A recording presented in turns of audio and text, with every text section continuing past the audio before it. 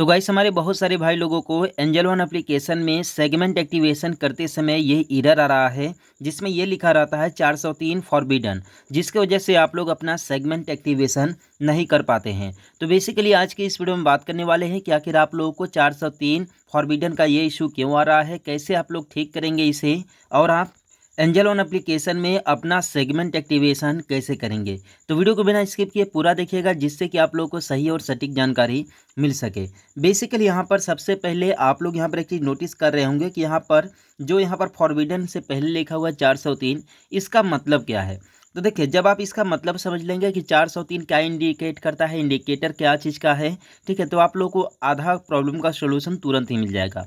देखिए, यहाँ पर 403 का मतलब ये है, अगर यहाँ पर 404 आता तो इसका मतलब ये है कि जिस चीज़ के लिए आप रिक्वेस्ट कर रहे हैं वो वहाँ पर नहीं मिला, जो चीज़ आप देखना चाहते हैं वो पेज आपको नहीं मिला, ठीक है। लेकिन यहाँ पर 403 का मतलब ये है कि आप रिक्वेस्ट तो डाल रहे हैं, लेकिन यानी कि सेगमेंट एक्टिवेशन के लिए आप रिक्वेस्ट तो डाल रहे हैं और आपका रिक्वेस्ट वहाँ पर पहुँच भी रहा है, लेकिन बेसिकली वहाँ पर ऑथराइज्ड नहीं है, ठीक है। ऑथराइज नहीं है कि आपके रिस्पांस को जो है कि ले लिया जाए, एक्सेप्ट कर लिया जाए।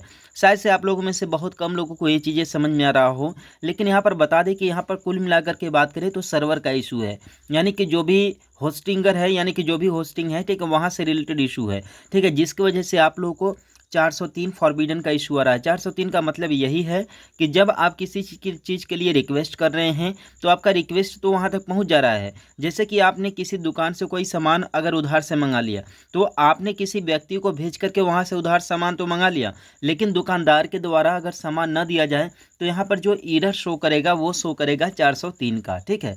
तो इसी तरीके से ये देखिए सर्वर का इशू है। अभी एक मेरे भाई साहब का ये कमेंट आया था कि भैया ये जो एरर जो है कि 403 फॉरबिडन आ रहा है सेगमेंट एक्टिवेशन करते समय, तो ये कैसे ठीक करें। तो आप लोग खुद देखिएगा कि इन्होंने मुझे मैसेज किया और ये बोल रहे हैं कि ये प्रॉब्लम कैसे सॉल्व होगा, ठीक है। मैंने उनसे ये इसके बारे में डिटेल लिया कि आखिर ये एरर कब से आ रहा है, क्यों आ रहा है, ठीक है, और किस एप्लीकेशन में आ रहा है, ठीक है।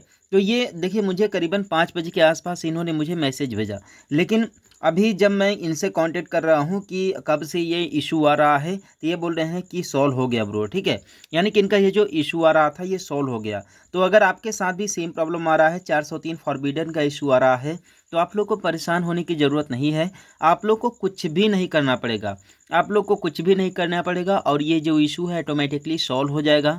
ये देखिए सर्वर का इशू है, ठीक है, तभी आप लोग को ये फॉरबिडन का इशू आ रहा है। यानी कि आपका जो भी जो है कि सेगमेंट एक्टिवेशन का रिक्वेस्ट है उसे एक्सेप्ट तो कर लिया गया है, लेकिन उसे प्रोसेसिंग नहीं किया जा रहा है, जिसकी वजह से आपके पास 403 का एरर आ रहा है। तो आप लोग को वेट करना है, करीबन 3 से 4 घंटे में ही आप लोग का ये प्रॉब्लम सॉल्व हो जाएगा और आप लोग को ज़्यादा परेशान नहीं होना पड़ेगा। तो आई होप कि इस वीडियो के माध्यम से आप लोग को हेल्प मिला होगा। तो चैनल को सब्सक्राइब कर देना, वीडियो को लाइक कर देना। मिलते हैं फिर किसी नेक्स्ट वीडियो में एक नए अपडेट के साथ।